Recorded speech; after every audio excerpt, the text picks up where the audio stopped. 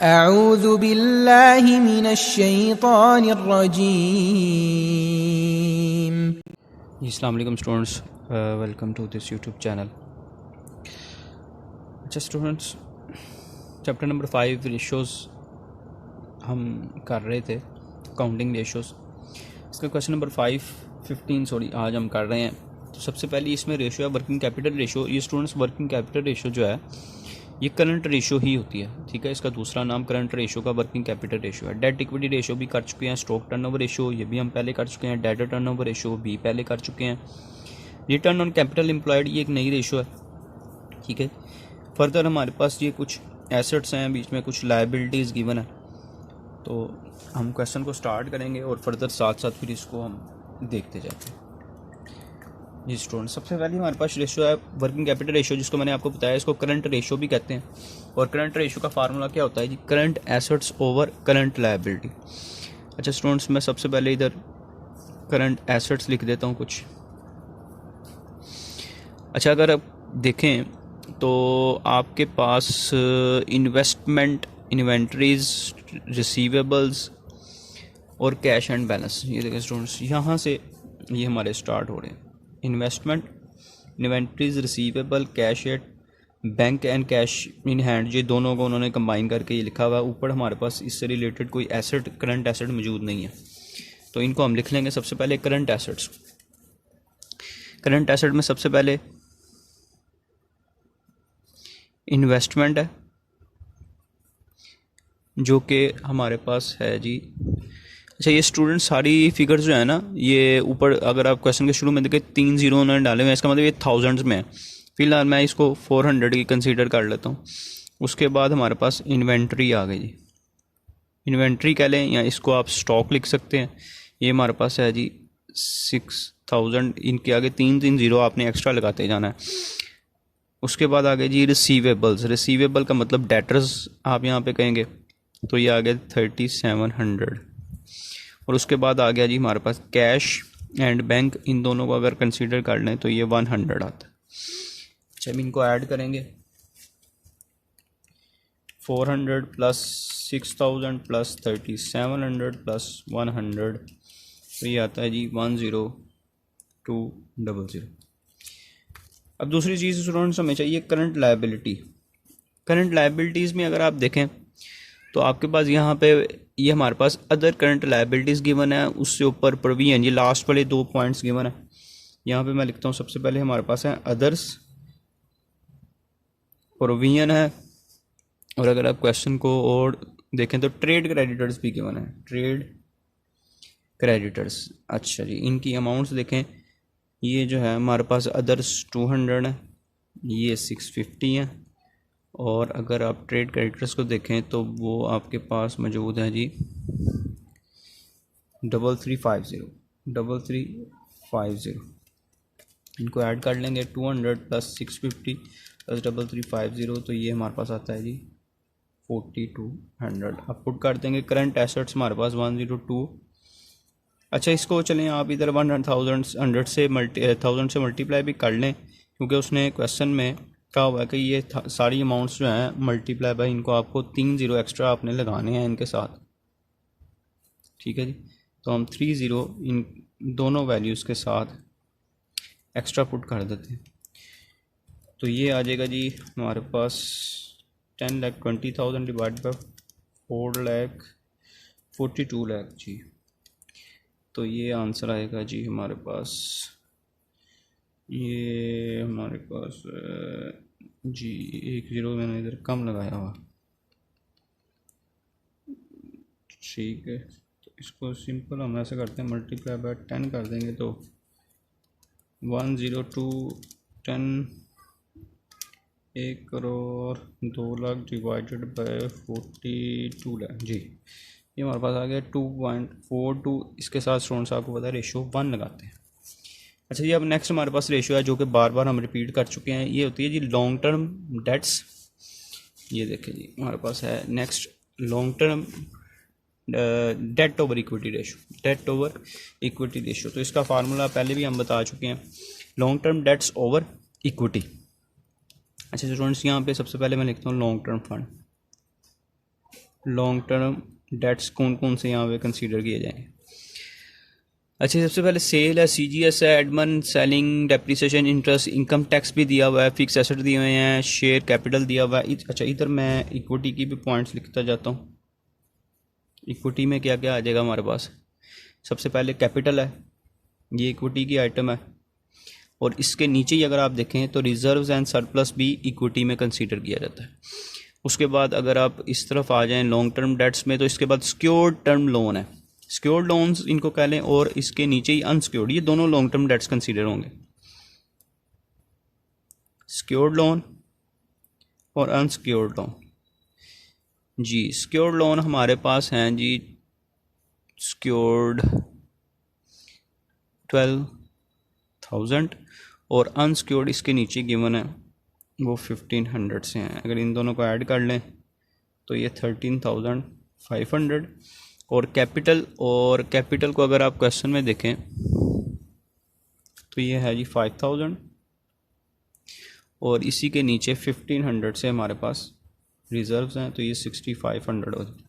इनके साथ स्टूडेंट्स आपने 330 एक्स्ट्रा पुट कर देने हैं, क्योंकि क्वेश्चन में उसने कहा हुआ है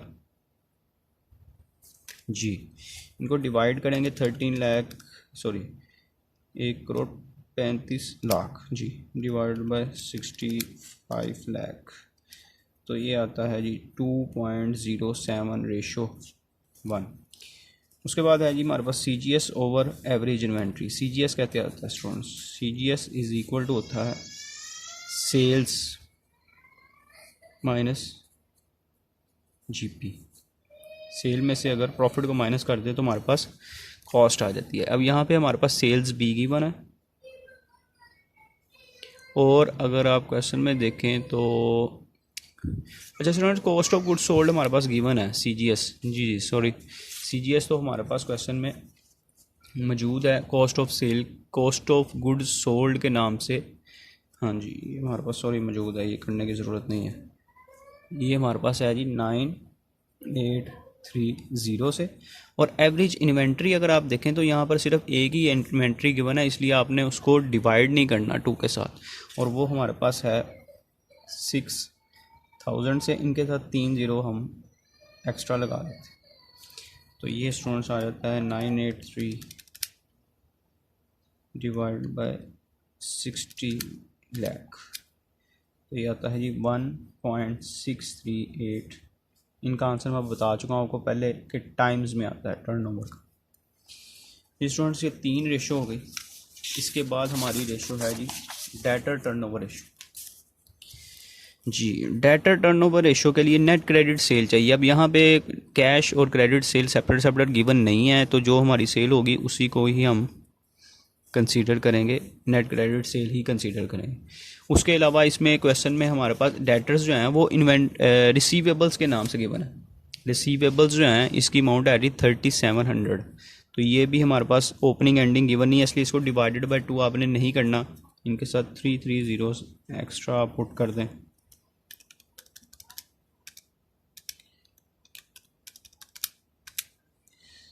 जी, ये हमारे पास इसका आंसर आता है जी 4.32। इसका आंसर भी आपने लिखना है टाइम्स। अब स्टूडेंट्स नेक्स्ट हमारे पास जो रेशियो है net profit before interest and tax आपने निकालना। अब यहाँ पे अगर आप क्वेश्चन में देखें तो आपके पास सेल्स मौजूद है, CGS मौजूद है, ऑपरेटिंग एक्सपेंसेस मौजूद है, इंटरेस्ट भी है, इनकम टैक्स भी मौजूद है। इनके ज़रिए हम यहाँ पे नेट प्रॉफिट निकालता हूँ। सबसे पहले लिखेंगे सेल्स हमारे पास है जी 16,000 की, लेस कर देंगे इसमें से CGS है 9830, ये हमारे पास आ जाएगा GP। इसमें से लेस करेंगे ऑपरेटिंग एक्सपेंसेस। अच्छा, ऑपरेटिंग एक्सपेंसेस यहाँ पे जो गिवन है हमारे पास एडमन भी, ये भी ऑपरेटिंग एक्सपेंस है, सेलिंग भी ऑपरेटिंग एक्सपेंस है, और स्टूडेंट्स डेप्रीसिएशन भी ऑपरेटिंग एक्सपेंस होता है हमारा। तो ये इन तीनों की मैं अमाउंट्स लिख देता हूँ। ये जी हमारे पास है 1200, और सेलिंग है जी 260 से, और डेप्रीसिएशन हमारे पास मौजूद है 700 से। इनको भी हम इसमें से ऑपरेटिंग एक्सपेंसेस को माइनस कर दें। इसके बाद हमने माइनस करना है जी इंटरेस्ट, और इसमें से माइनस कर देना है टैक्स। ठीक है जी, हम इनको सॉल्व करते हैं। इंटरेस्ट जो हमारे पास मौजूद है ये स्टूडेंट्स 1440 से है और टैक्स जो है वो 50 हमारे पास गिवन है। इनको हम सोल्व करते हैं। 16,000 minus 9830 6170 minus 1200 minus 260 minus 700 minus 1440 minus 50, तो ये हमारे पास आता है जी 2520 जी स्टूडेंट्स। ये हमारे पास इसका नेट प्रॉफिट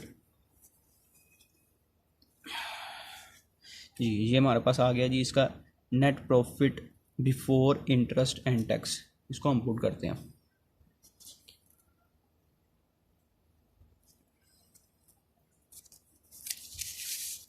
चलिए ये हमारे पास आया है net profit after interest and tax है। अच्छा स्टूडेंट्स, ये तो हमें बिफोर वाला चाहिए था, ये वाला हमने आफ्टर निकाल लिया।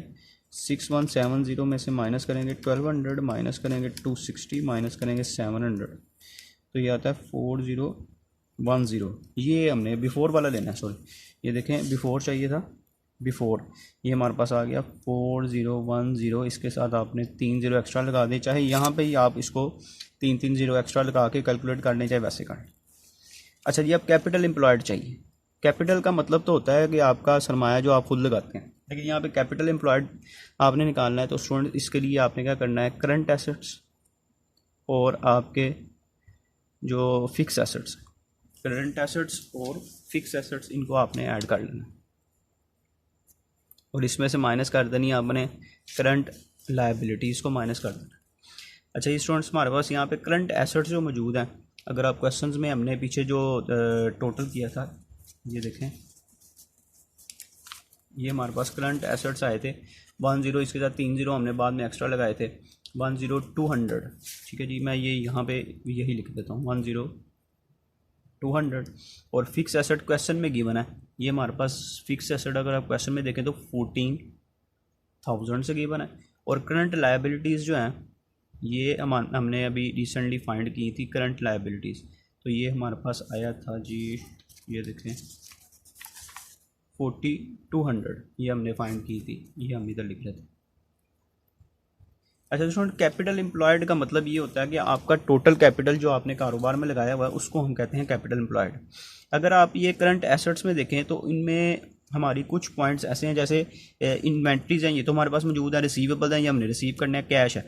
अब एक पॉइंट इसमें इन्वेस्टमेंट का है। इन्वेस्टमेंट का मतलब है ये हमने किसी दूसरी जगह पे इन्वेस्टमेंट की हुई है, हमने कोई इन्वेस्टमेंट किसी जगह पे पैसे लगाए हुए हैं, तो ये हमारा कैपिटल में नहीं आएगा, इसलिए हमने इसको यहाँ से माइनस कर देना है। स्टूडेंट्स इसको देखेंगे 10200 प्लस 14,000 प्लस 4200 माइनस 400, तो ये आता है जी 28,000। इसके साथ 3 0 जब एक्स्ट्रा लगा देंगे तो 401 डिवाइडेड बाय जी, मल्टीप्लाई बाई, मुझे लग रहा है कि हमने कोई इसमें अमाउंट 4010 और 3 0 एक्स्ट्रा लगाया। दोबारा इसको कैलकुलेट कर लेता हूँ।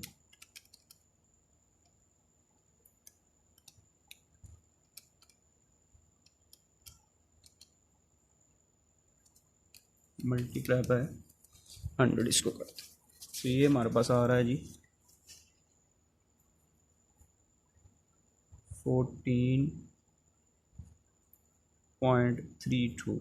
क्वेश्चन आंसर के साथ मैं नहीं कर रहा, इसको एक बार रिव्यू कर लेते हैं, चेक कर लेता हूँ। 10200 प्लस 14,000, फिक्स एसेट आपके पास 14,000 माइनस 4200 माइनस 400।